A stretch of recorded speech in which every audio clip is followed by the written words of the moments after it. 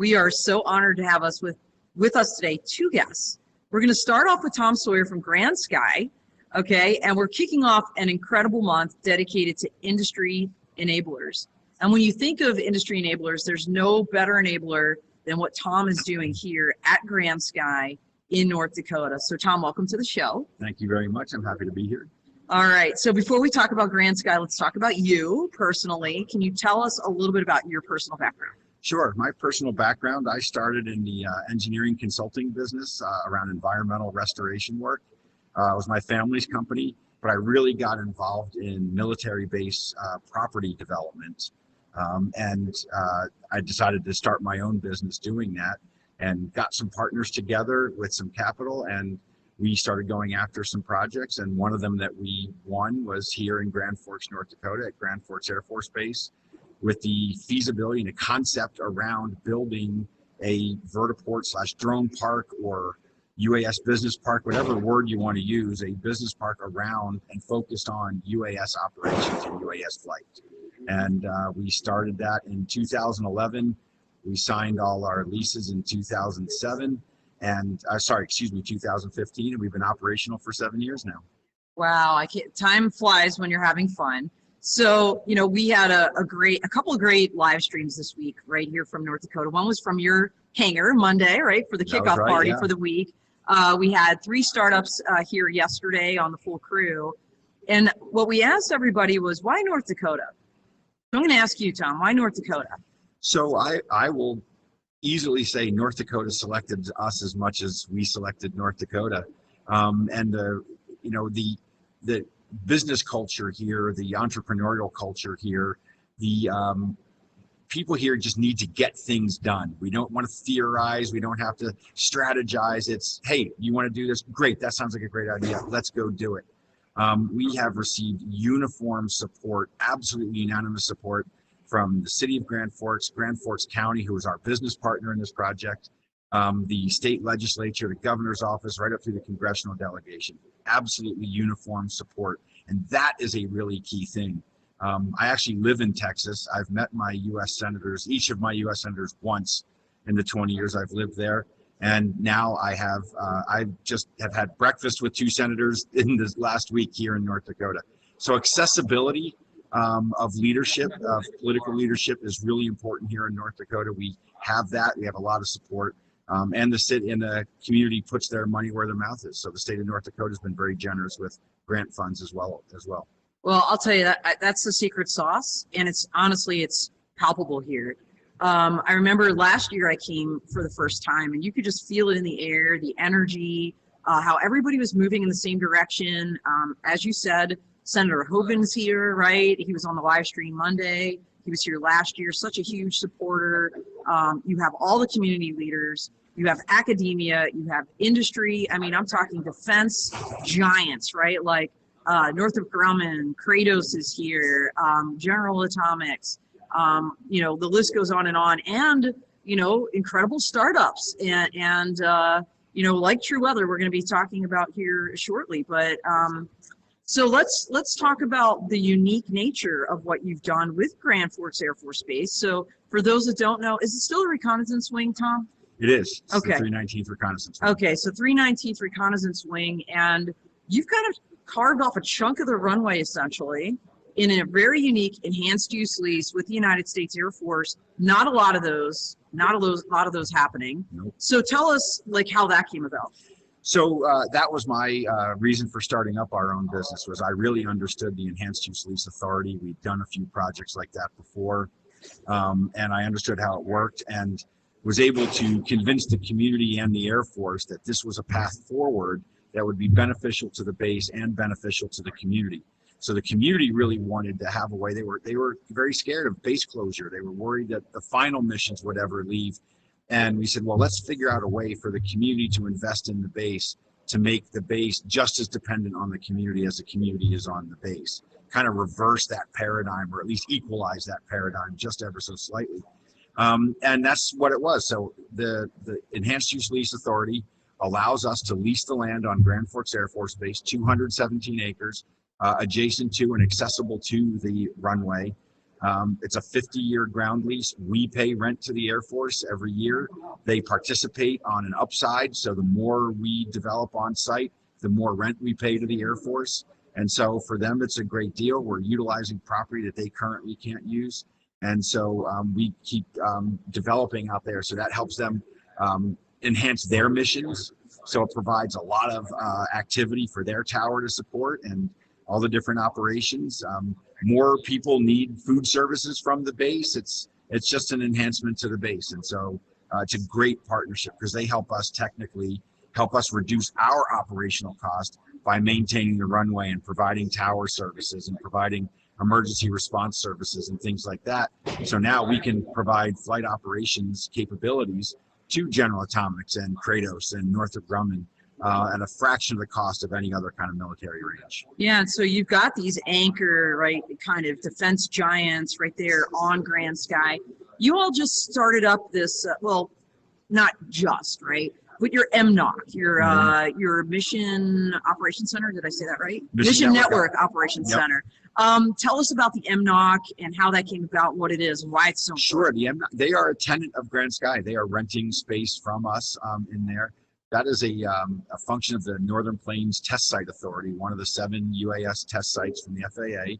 And the state of North Dakota has invested over $50 million to date to put in a statewide beyond line of sight network. And that network requires a central hub to manage all of the radars and all of the radios for command and control into one place, and that place is on Grand Sky. We offer security, we offer redundant fiber optic services, we offer redundant power. So it's very logical for them to be out near kind of the primary users, large UAS users, for what will be the large UAS users for that network, and come out to Grand Sky and really be close and participate with that group. So now that network is setting up. The radars are starting to get installed around the state. Grand Sky gets a radar feed from Grand Forks Air Force Base. Someday, ultimately, we hope to feed that into this system, but that's a ways down the road. But, you know, so that was another reason to be out at Grand Sky. So that's really exciting because other network operations are starting to look at Grand Sky as to be a great home, including the Test Resource Management Center, which is a DoD agency that is going to convert 24 former Global Hawks into Range Hawks and establish a very large operation center to control and support Range Hawk Sky Range operations all over the world from Grand Sky. So more network operating centers are coming to Grand Sky. We hope to be doing some more transportation related networks, support centers, a weather operations center for the entire state of North Dakota to be able to support beyond line of sight operations around the state. We're investing very heavily in that infrastructure. Yeah, we're going to hit the weather towards the end of our time together, Tom, as we transition to get Don Berchoff on the show. But I want to talk about the Sky Range because this is really unique. And you talked about this concern, you know, base closure. Well, in that case, right, the Global Hawks, that's what the Global Hawks were getting decommissioned, basically. Yep. And I remember when I was here last year, I saw Senator Hoeven speak with George, what's his last name? George Rumford. I was going to say Rumsfeld. George Rumford of TRMC talking about this program. And I didn't appreciate, you know, how important it was for hypersonic testing, which had previously been relegated to using Navy ships, right, over the open seas. You know, the cost of lining all those up and, you know, being so obvious, right, to our enemies, if you will, when something like that was happening. And being able to do that here using these refurbished, if you will, Global Hawks that are becoming, what are they called? Range Hawks. Range Hawks. It's like chicken hawks. No, I'm kidding. Range Hawks. And they're putting like the sensors on top, right, above to look up and watch these things fly over them at Mach 5 plus. Mm-hmm. And to be able to do that testing here, I think is phenomenal. We were out on at Grand Sky Monday night, and all of them were parked on the runway. It was so cool. The cops made me leave. I was trying to take a picture, but really, really exciting what you're doing there. So tell us a little bit about, you know, kind of what else is happening there. Obviously, General Atomics is there. Northrop Grumman. We heard about Sky Range, the Range Hawks. The MNOC with Vantis and the Beyond Visual Line of Sight Network you guys are setting up for this state, which is incredible. What other kind of like testing or real world operations are flying out of Grand Sky? Sure, and that's a fabulous question, and we've kind of touched on some of the big items that we're doing there. Sky Range is now probably the biggest program that's going to be going on. The 24 Global Hawks will undergo several tens of millions of dollars of refurbishment to be turned into Range Hawks. They will operate out of Grand Sky and go around and forward deploy out into Guam or Hawaii and places in the Atlantic that they're not allowed to tell me yet. But so they'll deploy it, but they'll all be flown from here at Grand Sky with backup command nodes in other places. So that's really exciting. So Sky Range, like you said, is airborne Range Hawks that create an impromptu range for however many hours they need it, and then all just disappear and go home again, rather than the Navy sending 50 to 60 ships out where our adversaries can see all the ships leaving, they know what's going on, so they can watch the test in the same way.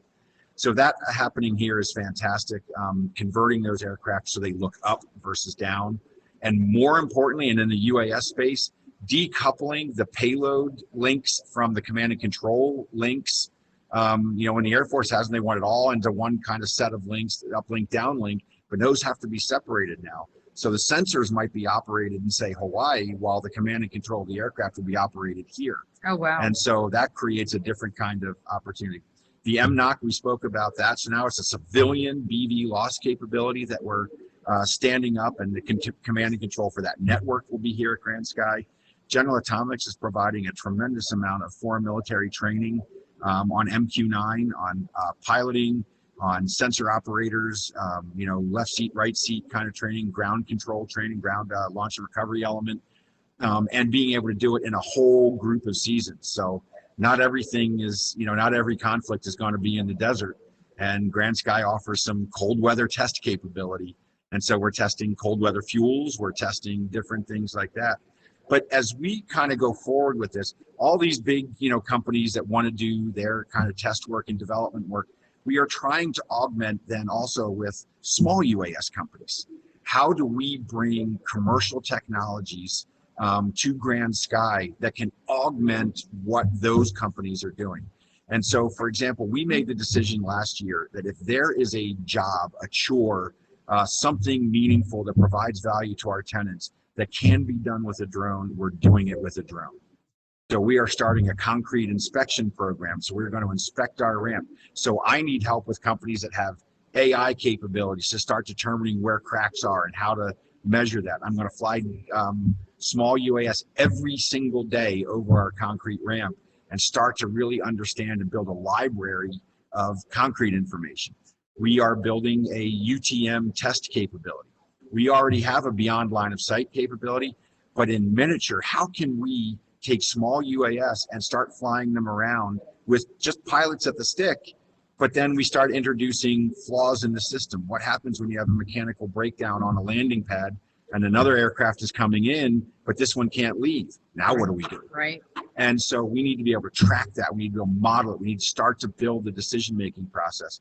And then last but not least, we are also building an advanced air mobility flight support capability so that we can be able to demonstrate what vertiport infrastructure is needed, demonstrate how that vertiport infrastructure integrates into a built environment, what kind of infrastructure does it need. I don't think cities in the future are going to allow 9 different advanced air mobility companies to have 9 different types of vertiports. I think those communities are going to want to have a singular type of vertiport available. And to that end, we want to be able to start to make, how is that infrastructure ubiquitous? How do we handle a potential fire on top of a building in a composite vehicle? So with all of that, we are looking for all kinds of data management, AI capabilities on inspections. We're starting with our concrete ramp. It's 17 acres of concrete built in the 50s. It's got flaws. It cracks, it breaks. Snow plows and ice are not kind to concrete. So we really need to manage that. It's an expensive endeavor to keep that up. But we're going to shift to roads, perimeter security, natural resource and wildlife management. and building envelope inspection. So all of those kinds of things will progress over time, and we're excited about all of those kinds of technologies being deployed and built at Grand Sky. So if you have that technology, I got a place you can deploy it. I know the people with that technology. You and me need to talk after this. Like everything you're saying, I'm cycling through my brain like, I had this company on my show. I had that company on my show. We need to be talking to Tom. So we'll be doing that later. But great transition, I think, with the couple minutes we have left, Tom. You talked about weather being such a challenge here in Grand Forks, North Dakota. You talked about infrastructure. So I think those two things converge with what you're doing now with TruWeather and building out the nation's first statewide weather service. So tell us about kind of that journey, what the challenge is in particular here in North Dakota, and what you're doing to try to solve it. Sure. So we have, like anywhere else, we have weather cancellations for flight ops. It happens. In North Dakota, we tend to have cancellations more for fog, for precipitation, and icing conditions. And believe it or not, that's not in January and February. It's more December and March that we have those icing conditions. But when we have those kinds of cancellations, that costs our tenants money. It slows down operations. It puts people behind. And so our goal is to increase those operations, increase that operational tempo. And so what we are doing is starting to deploy. We've partnered with TruWeather Solutions to be able to deploy a weather drone, the Meteomatics Meteo drone, which is a weather sensing drone, along with TruWeather and Don Berchoff's software to really produce high quality forecasts, modeling, and to really get comprehensive weather services to our tenants. We're going to start here at Grand Sky, but when we're flying BV loss, that means we're going out to another area. And as we go out to that area, we need to know what the weather's going to be like. And I'm not talking about 10 miles down the road. What's weather going to be 100, 200 miles down the road?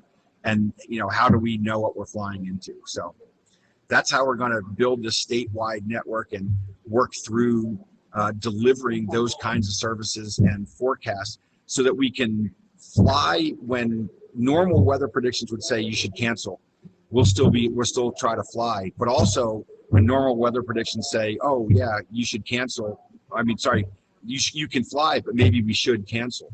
So improving safety and the go/no-go decision on beyond line of sight operations. It's going to be huge. And we're going to get Don up here in a couple minutes, but you also partnered with Meteomatics. It's a Swiss company. Tell us for a second about what the Meteo drone and why the Meteo drone. The Meteo drone, so we investigated what would be the best way to, again, when I said we're going to try to do everything that we can that can provide value that can be done with a drone, we're going to do it with a drone. So instead of putting a weather balloon up 2-3 times a day maybe, we said, why don't we work with Meteomatics with the Meteo drone that can go up 18 times a day? Again, like our concrete inspections, let's fly a lot. It's meant to fly, let's fly it. So we did some research. Don introduced me to Meteomatics, and what I was really impressed with is the rigor that they've used to really perfect the aircraft. This thing from a weather situation appears fairly bulletproof to me. I'm anxious to get it out there. Nothing is ever completely bulletproof, but being able to fly with heated rotors, completely heated internal components, with a parachute system as backup for safety purposes, a very simple command and control link, a very simple payload link, a very simple set of sensors on it, elegant design, very reliable, very sturdy, all those kinds of things. We really put them through the paces with respect to, will that work? How will it work in our environment? They've been flying in the Swiss Alps for years. And so if they can fly in the Swiss Alps, we think we can give them a good run here in North Dakota. So I think you can. We're gonna do Actually, the weather's been beautiful this whole week, I have to say. That's been a real blessing. But Tom, our time together is coming to a close before we get Don on the stage here. Tell us, you kind of alluded to all the different needs you have, all the different kinds of companies you want to be partnering with. How can people find you? How can they reach you? So our website, grandskynd.com, is a great way to go. I'm also on LinkedIn, Thomas Swoyer on LinkedIn. You can find me there and reach out. By all means, reach out to Don, and Don will certainly connect us all. But we really are looking for anybody who's got an innovative idea that wants to prove a technology, we have the operating environment. I have the electricity and the meeting rooms and the power and the BV loss and the ability to plug into different kinds of systems and really demonstrate what your firms can do. And I want to add those kind of value-added technologies to our operation. And frankly, like we started in the beginning talking about, no better place to do that than here, not only Grand Sky, but in North Dakota in general. I mean, such a great, supportive, holistic environment that has been created in this state. So thank you so much, Tom. Yeah, thank you for what you're doing for the industry. I really appreciate I had fun. you. So thank you. Yep. Have a great day. All right, Tom is out and Don is in. We are getting Don Berchoff up here, the Weather Don, and here he is. So welcome back to the show. By the way, everybody, Don is no stranger to the Dawn of Drones. He's actually been on it twice, like one time last year in the very beginning of our show, and then in April for Thought Leaders Month, where TruWeather sponsored that month as well. So Don, thank you for being back on the show. Well, you know, I just love talking about weather, Dawn. You know that. So yeah, yes, he does. They don't call him the Weather Dawn for for no good reason. I don't know if that was like double, triple negative right there. But it's been a great show this week, Don, and we just had a weather panel yesterday here at the UAS Summit Expo with Tom and you and Captain Gage from the Air Base Wing. Great stuff. So let's kind of go back and talk a little bit about the problem that we're trying to solve. I mean, Tom has the practical, right? Like, hey, civilian guy that's not a weather forecaster or weather expert to just say, hey, there's a lot of snow and ice and causes of problems. On a more deeper level, like what is the kind of unique weather challenge here in North Dakota that you're helping him and the Grand Forks Air Force Base and the whole BVLOS community, the Vantis community, solve?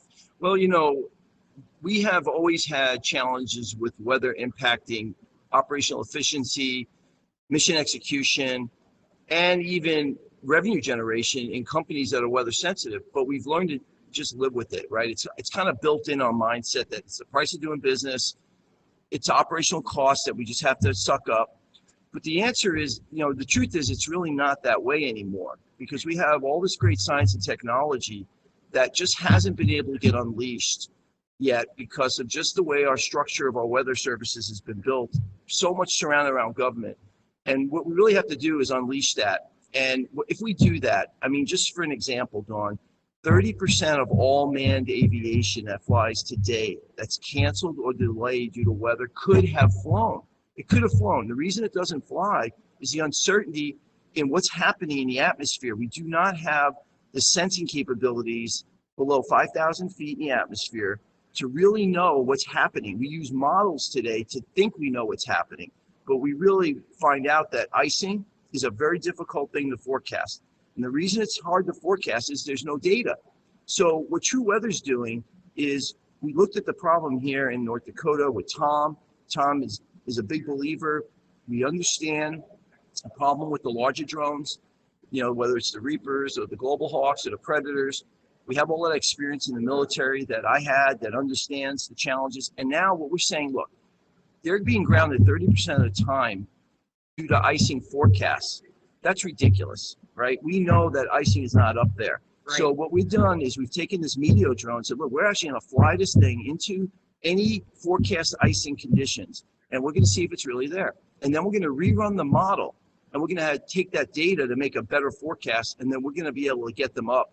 And we believe it'll be like 30% increase in flight time. That's huge. So talk specifically, though, because I don't know that people fully appreciate this. The icing, the precipitation, I think you talked about, was it wind? Wind in particular. These are all things that are not measured unless you're actually flying through it, and it's just not happening, right? You did that way back in the day, your 300 plus missions on board, like Air Force aircraft, you know, kind of, you were the human sensor. I think that's right. how you've described it. Right. But nobody's really doing that, right, Don? And that's where the gap you're trying to fill. Right. So when you take the pilot off the aircraft for uncrewed vehicles, you've now taken off your best weather sensor we've ever had. And that pilot had the heuristics and understanding of what the weaknesses were in the weather services system. And they knew where the microclimate problems were, whether it's a loft, whether it's on the ground. And they would automatically factor that into their risk calculation. Now, they're not going to be on the aircraft anymore. We're going to lose all those heuristics. We got to backfill that sensing capability with real data. And we don't have that today. You can't measure winds aloft. We don't have any methods to do that except for 2 balloon launches a day. And when aircraft are coming in and out of airports, 97% of the country doesn't have that. Wow, And that's kind of significant. And we're seeing winds sometimes, you know, for drone delivery operations. Let's use that as an example. If you're running a very high volume operation where you're going to fly, I don't know, 60 deliveries an hour out of some location to get to people, and you have a team that's depending on, you know, getting those drones back on a certain time, refilling them again, getting them out to the next place. If you have winds that are 10 knots stronger than estimated, you may not, your whole logistics chain is going to break down. You've got to build your schedule and your logistics around what the weather is going to allow you to do. And that is what we're trying to do at TruWeather. We're trying to integrate that weather piece into a more realistic workflow and logistics supply chain schedule so that your clients will get their stuff when they are supposed to get it, because the thing will just fall apart. So what we're doing is bringing that precision now that we're doing in the rest of the UAS, everybody, precision, remote ID, precision this, precision that, communications. Weather is the weakest pole in the tent right now in that whole equation. And if we don't get more precision around the weather, you can have all the other precision you want, but it all falls apart when you try to execute. By the way, everybody, if you missed the exclusive announcement last week, and it was Thursday, I feel like it was a million years ago, honestly. TruWeather did, I worked with Don on an exclusive announcement on weather from the ground up, and you know, a demo of their V360 product, and talked a lot about these things. So check that out on the fullcrew.io, and I think we just dropped that link as well. You can check that out. Don, so it's not just the Meteor drone that you're focused on. I mean, that's an incredible, like, flying weather laboratory, right? Very unique drone, very unique asset that will help you with these measurements that we're talking about. But you're creating like an entire network of all kinds of sensors. So can you talk to us why it's important? There's no one-stop shop, if you will, for weather data, why you need a whole network of sensors? Right. So first of all, the Meteor drone, and I want to just go back to what you said. Sure, yeah. It is a weather lab. The difference is it's not a research lab. So we're the first commercialized weather data collection. So it's actually operationally out there providing real data that's going to solve real problems every day. Now, in terms of the other sensors, what we're trying to do is, look, there was a study done in 2008. It was called From the Ground Up, the National Network of Networks. You can look it up, Fred Carr. If you Google his name, it'll come up. It was a National Academy study. Basically, all we're doing is saying, look, that study said that if you had a nationwide network of low altitude profilers and data collection, that we could get this real data back, we would improve forecasting at the microscale significantly. Yeah. We've never been able to get the infrastructure into, you know, the federal government is not going to be able to manage that because the budgets are what they are, and it's very complex. Well, and the acquisition process in and of itself is a challenge. All that stuff. And when I was a science technology director, I did try to get that into budgets, into the POM, but the problem is it was just too hard. So I just stopped worrying about trying to do it through the government. And then when I left the government in 2012 and I started my company, I said, that's what we're going to focus on. We're going to focus on unlocking the power of science and technology, including these types of sensors. We just got to figure out what the right business model is in order to justify the investment. When I saw the drone and air taxi industry emerging, I said, that's the business case. I said, this is going to be able to fund through amortized fees that are not going to be very expensive to any one operator. I think I figured we can get it down to 15 cents a flight. Wow. You'll be able to put out a network of sensors across the country, kind of like you're doing with the cell phone towers, right? You don't put them where you don't need them and you're not going to generate the revenue. You put them where the action is. Right. And then you start building it out. And then that data, so we're talking about 5 different types of sensors here. Right. One's a scanning wind LiDAR that sees dust and dirt up to 6,000 feet and can watch the movement of particles. That's our wind profile. Okay, I was going to say, why do we care about dust and dirt up in the air? You're saying because that's the wind. I could see them moving, and through Doppler techniques, we can watch them moving and we can get the wind speeds, right? Okay. So that's what we do. Another tool is the Meteor drone. Another tool are ground-based ceiling height indicators. Now, today, the only place you can get those are measurements of ceiling height is at airports. Well, that's not where the drones are flying. So what we're doing is we got some low cost. We have partners. I'm going to call them out here. Intel Sense has a very good surface weather observation station that has a ceiling height indicator that we use in Bagram and Kandahar to land airplanes. Right. It's good enough for what we're trying to do here. Yeah, if it's good enough for the military in combat, like where lives are like at risk, then yeah, it's good enough for everybody. It really is good enough, right? So it's not as expensive. It's like probably 8 times cheaper than an airport observation station. And we're working on getting the standards approved to use that instrumentation using something called data performance standard instead of certifying instruments. And I've been leading that charge on the ASTM F38 with a bunch of really smart people. The FAA has been awesome on this, and we're moving out on that. Yeah. So these sensors are going to be valid for use for these types of operations. And then we have the anemometer, which is a sonic anemometer we can put on top of a tower, and we can get the winds aloft that way. Yeah. We can also put them on the drones themselves. So we're going to be putting sensors on drones to collect data. And we have all these tools, and we're building the system right now. We have the fusion capability to pull all this data in and then turn that into real intelligence quickly to help, make these critical decisions about supply chain logistics, movements, scheduling, and all the other things that we've been talking about here. Wow, that's incredible. So Grand Sky, let's talk about this for a second, Don, because you're doing a lot of things in a lot of locations. So let's do a quick kind of around the country, what you're doing where, and then let's kind of end it on Grand Sky and on that high note. Right. So New York, we support New Air and all the operations in the test range up in New York State. And they just landed that UTM deal, right? Through Yes. the FAA and NASA. Okay. Right. And they're also working, New Air's working on some other deals right now that are going to be pretty significant for the New York State area. I don't know if you heard, but Micron is putting in $100 billion chip factory up in New York State in central New York. And that announcement Mike, is huge. chips, write that down, my friend. because New York, the thing about New York is that it was really a hub for technology and radar technology in the 70s. And, they had all that great capability and everybody left. And now they, what they're trying to do is attract back technology. And this is a huge deal for them. So I gave them a call out for that. That was great. That's work huge. by them. That is huge. We're North Carolina. We're working around Winston-Salem, Virginia. We're in Hampton Roads and, doing the urban weather sensing test bed. We're working with the University of Maryland's test range on their Chesapeake Bay project. We've talked to Utah. I briefed the legislature there on weather sensing capabilities. We actually are supporting some aspects of what's happening in Ohio right now.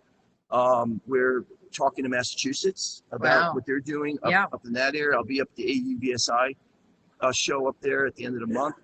Florida, we're working very closely, and one of the things I really have in mind for Florida is this concept of dissipation and development of thunderstorms. This is going to be my gosh, Don, I lived that dream. I lived in Lithia, Florida when I was at CENTCOM, and my boys all play lacrosse, and I can't tell you, running around with metal sticks in your hand, lightning was an issue, and pretty consistently of canceling things. And that's going to be a big, when you talk about scheduling, we want to get a better predictability, at least out to an hour on where those are going to pop so that we could work with that.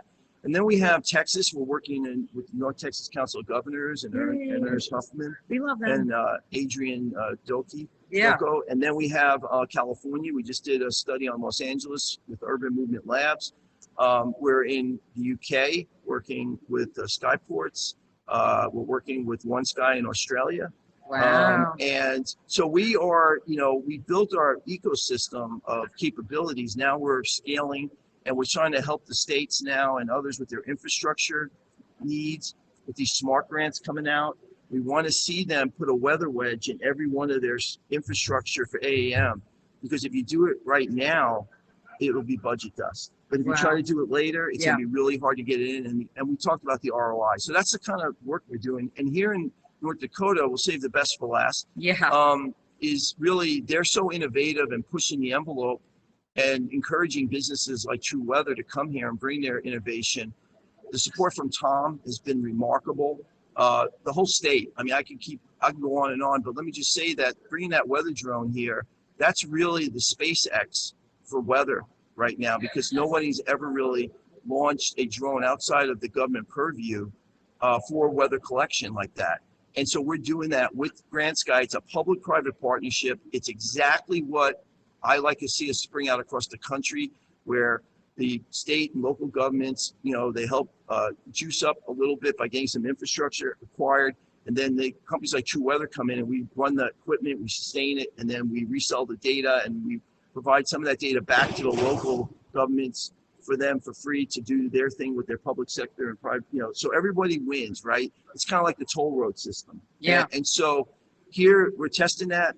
And it's just, this North Dakota rollout of the micro weather services, the 1 kilometer resolution model is going to be so much better than what we're getting out of the National Weather Service, not because they're not trying, but it's just the focus that we have is so sharp that we're able to focus. And really with this drone data, it's going to improve the model.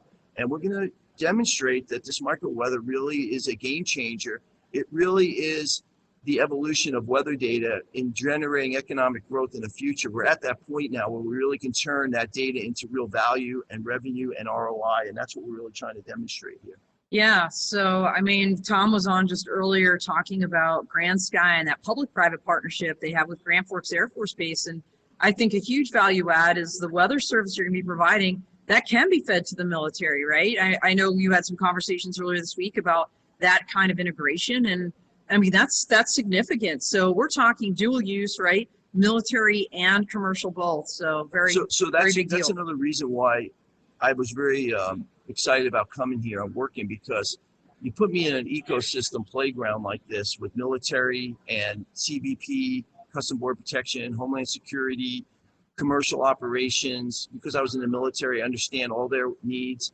And now what we have happening here is I had some great meetings yesterday with several of the stakeholders here at Grand Forks that is going to take some of the technology we're building, like the Weather Scout, which we haven't talked about yet, which is a drone that's going to carry special weather instruments on it to fly out and about, not just go straight up like the. So the Meteor, let's stop before we get to the Weather Scout real quick. Meteor drone can go all the way up to what, 17,900. 16,900. I'm sorry, 16,900 feet. That's because you mentioned SpaceX, and I was thinking Meteor drone is like, I mean, it's going way the heck up there. So tell us now, pivot to Weather Scout. And when I say SpaceX, I mean it metaphorically. Oh, I know, right? I know. Yeah. But basically, that's our anchor. So when we have a profile that goes straight up and down, and we could do it every hour, every 2 hours. That's 18 times a day or something, you said? We could do up to 18 times a day. That's a reference network. So that data is really good to put into models, because you get a reference network, you get that in the models, now you're improving the forecast. The Weather Scout is really about going out and finding weather problems and challenges that we can't see today, even with ubiquitously. So icing and cloud, turbulence. These are the things that, drones really have to stay away from. So we built a sensor package that we're going to test it's a radiometer, one of them, that you can go out and see super cool water droplets in clouds from the drone at standoff distance. So you'll be able to see it out ahead. And then we can determine whether that has icing or not based on the temperature. And then, so not all clouds have icing, right? Some can have snow, can have ice crystals, which are fine. Some will have just small, vapor. But when you have the water droplets, that's when it's a problem. And then the turbulence, we have an infrasound device that's only about this big that could go into the nose of the drone, and we could see turbulence at standoff distance far out ahead because of the sound waves coming. It's an infrasound device. So these are two techniques now that when you couple that with a regular sensor package with temperature, moisture, and wind. Right. When you collect temperature, moisture, and wind alone, it doesn't mean you can figure out if there's really icing or not. Because it's complicated, right? So what we do is we collect the base elements of the data for the model, then we collect the real-time assessment is it causing icing? Okay. Is it causing turbulence? Okay. When you have both of those together, now all of a sudden we're going to be able to improve our icing forecasts, because we're going to have data we never had before. Yep. And we're going to be able to improve our turbulence forecast, which are things that have bothered us since I used to fly. Yes. I was an aircrew meteorologist back in the 1980s, and we really haven't measurably improved that. So once we get those out, we can actually start bringing that into the military.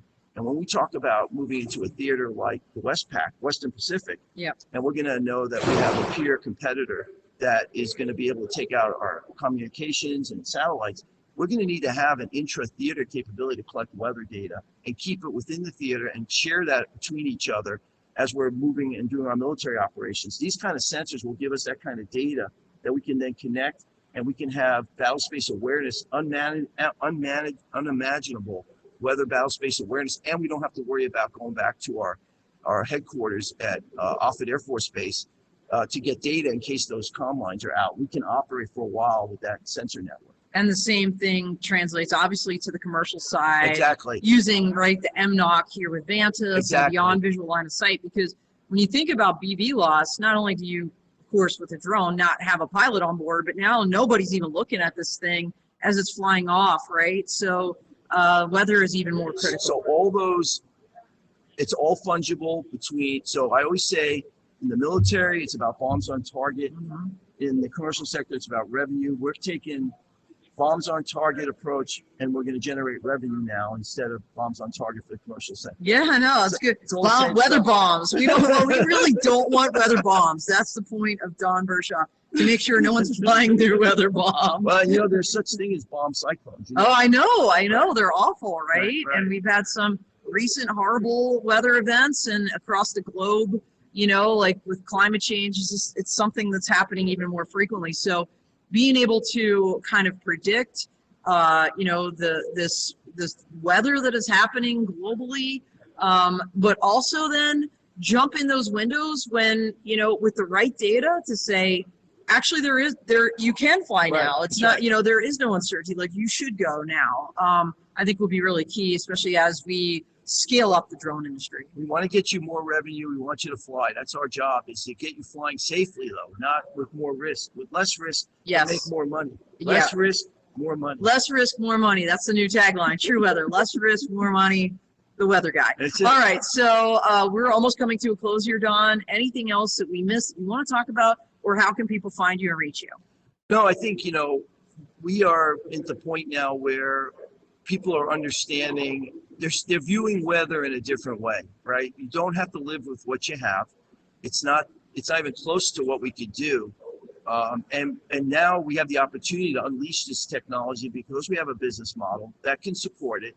And so that's what we're going to do. And that's going to make everything better for certainty and scheduling and asset management. So that's where we are.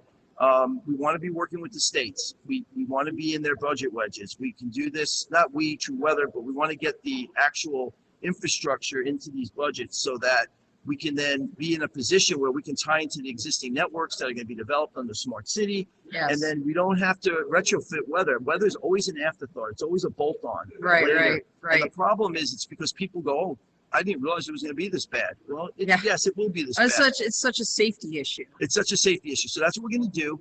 You can reach me, of course, at don.berchoff@truweathersolutions.com. We're growing our team. I have a great team of people. I want to shout out to all the people at TruWeather.